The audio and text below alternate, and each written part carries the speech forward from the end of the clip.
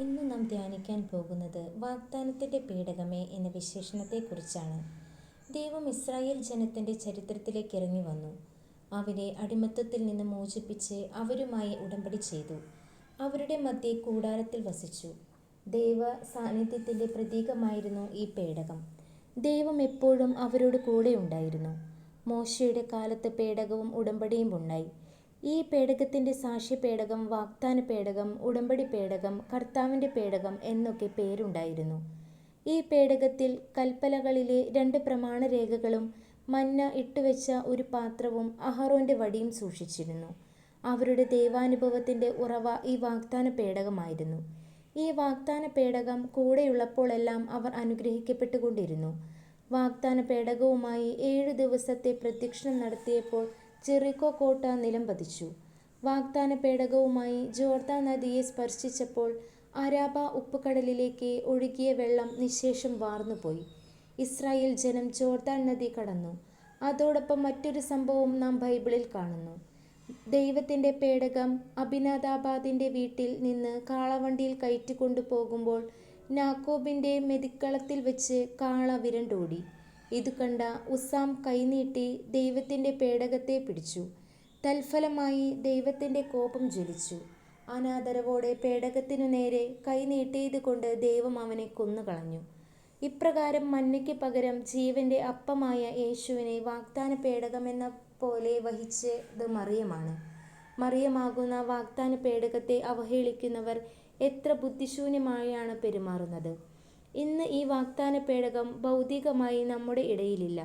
പഴയ നിയമ പേടകത്തിൽ മന്ന ഇട്ടുവെച്ച പൊൻപാത്രം ഉണ്ടായിരുന്നുവെങ്കിൽ പുതിയ നിയമത്തിൽ ജീവൻ്റെ മന്നയായ ഈശോയെ വഹിച്ച മറിയമുണ്ട്.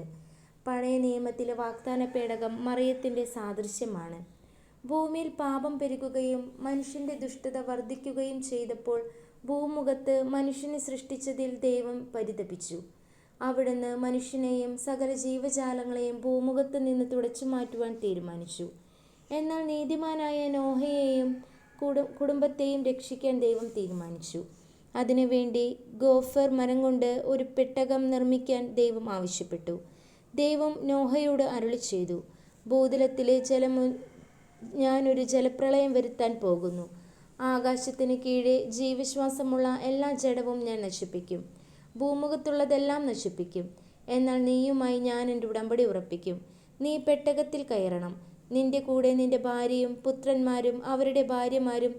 ദൈവം പറഞ്ഞതുപോലെ നോഹയും കൂട്ടരും പെട്ടകത്തിൽ കയറി.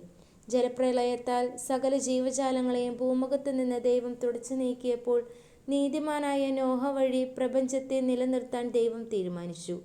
അങ്ങനെ നോഹ പ്രപഞ്ചത്തിൻ്റെ നിലനിൽപ്പിന് തന്നെ കാരണമായി. നോഹ പുതിയ പ്രപഞ്ചത്തിൻ്റെ പങ്കാളിയാണ്. ജലപ്രളയത്തിൽ നിന്ന് രക്ഷപ്പെടാൻ നോഹയ്ക്ക് പെട്ടകമുണ്ടായി.